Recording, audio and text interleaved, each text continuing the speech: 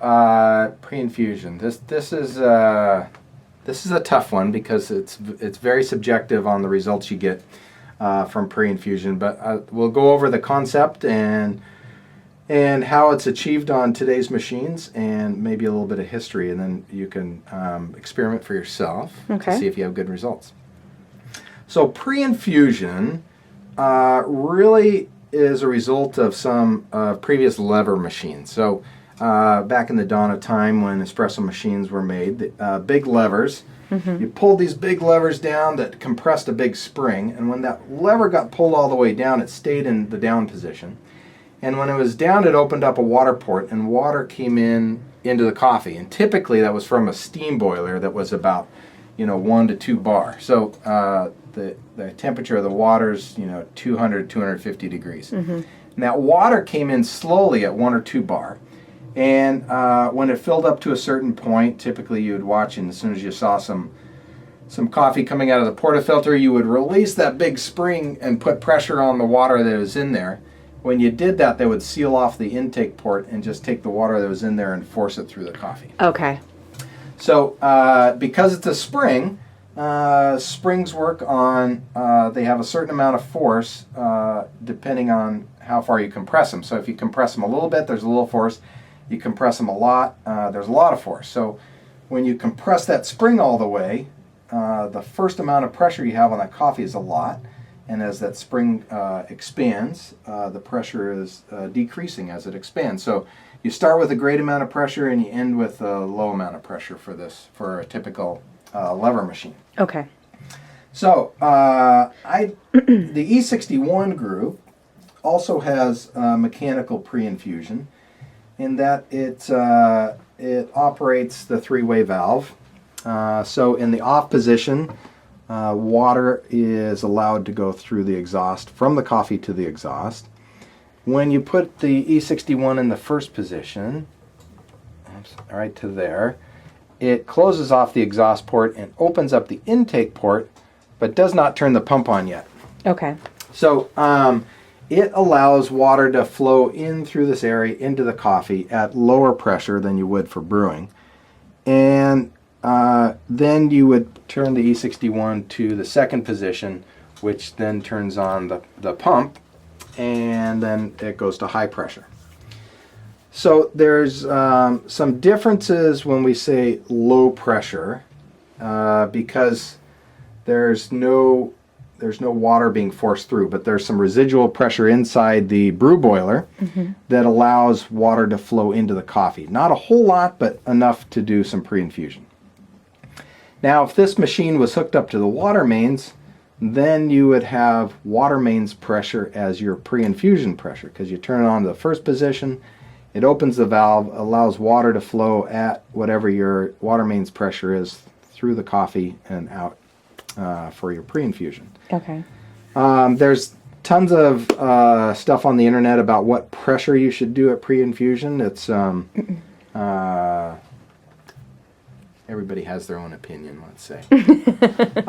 There's so that's one way of doing it. This is a mechanical version where you press a lever to in one position it allows low pressure, in another position it allows high pressure. High pressure is achieved from the pump, and low pressure is just achieved through either residual pressure in your brew boiler or a water mains pressure. Okay.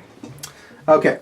There is one other way to achieve some low pressure, and that is with some pump control. So if you controlled your pump to turn on really low at the beginning and then high at the end, you could kind of control your pre-infusion. There's a couple of commercial machines out there with variable pressure, not necessarily pre-infusion, but they call it pressure profile. So you can set your own profile, or you can create your own profile based on moving a lever or a paddle. And that is controlling the pump at variable rates. Correct. So Okay. you're turning on and off a pump. Okay. Well, I shouldn't say on and off, but you're controlling the pressure, the speed of the pump, which then controls the pressure also that the coffee sees. Okay. Now, so that's a manual valve, manual three-way valve that allows that to happen. And then you have electronic valve three-way valve that will do that same thing. And in this particular case, for electronic valve, you turn the valve on, and it would allow the hot water to go in from the boiler based, from residual pressure in the boiler, and do your pre-infusion, and then you would turn the pump on after. There are some machines out there that the pre-infusion is you turn the switch on, the pump turns on for a certain amount of time, then turns off for a delay time, and then turns on again for the remainder of the brew cycle. And that pre-infusion then is at just the normal pump pressure? Yes.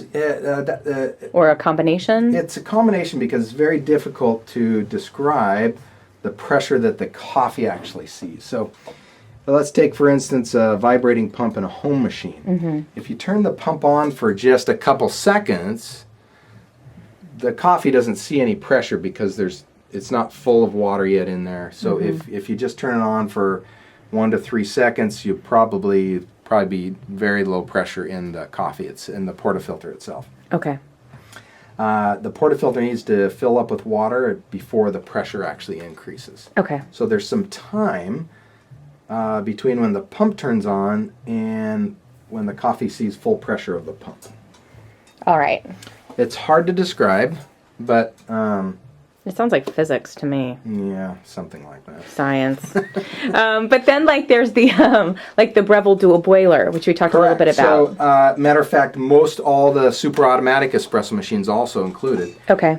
Control the vibrating pump in a manner where they can control the pressure, or actually they control the flow rate of the pump, which in turn controls the pressure. So they can turn that pump on so it just cycles a little bit, so they get a little bit of pressure or a little bit of water flow, and then they can use that for their low pressure pre-infusion. Okay. And then they can turn the pressure or the pump on to full speed and have full pressure. So it's kind of subjective about sort of the results and the purpose for pre-infusion. I have seen a wide variety of results. Okay. From, even pre-infusion for 1 second, and I've seen at a couple SCAA shows where there's a couple companies pre-infusing for 15 seconds at low pressure, and it's still brewing for 25, 30 seconds for the full entire shot. Oh, wow. Okay. So it's 15 seconds of pre-infusion and 10 seconds for full pressure, and they're getting delicious shots. So it's all subjective, how you want to prepare your coffee, and your results may vary. So one of the things that Brendan brought up that he had read, that it was maybe it's around blooming the coffee, allowing for the so it might actually could be something you would play with if your coffee was really fresh, right? Because you'd have a lot more CO2 in there, and so maybe a pre-infusion. Possibly. It's really subjective. So. Why you would do it? But I would definitely experiment with it. Okay.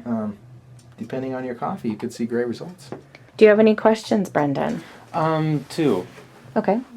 Does the type of pump you have affect your pre-infusion? Does pre-infusion work better with a vibratory pump or a rotary pump?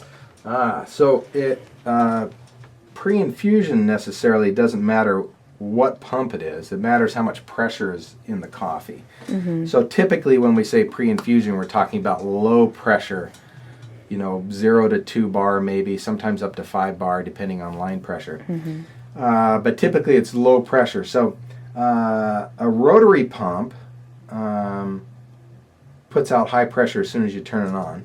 However, there is a time lag when the water fills up in the portafilter. So as long as the portafilter is not full of water, the pressure will not rise to 9 bar, and you will have low pressure pre-infusion. But you have to make sure it doesn't get full, so it's hard to control that. So pre-infusion doesn't matter if it's a vibe pump or a rotary pump. It all matters on how full the portafilter is during that pre-infusion phase. Okay. If you do have a pump that has some control on it, so you can turn it down, then as the water fills up in the portafilter, the pump is on low enough where it's still low pressure. I see. All right.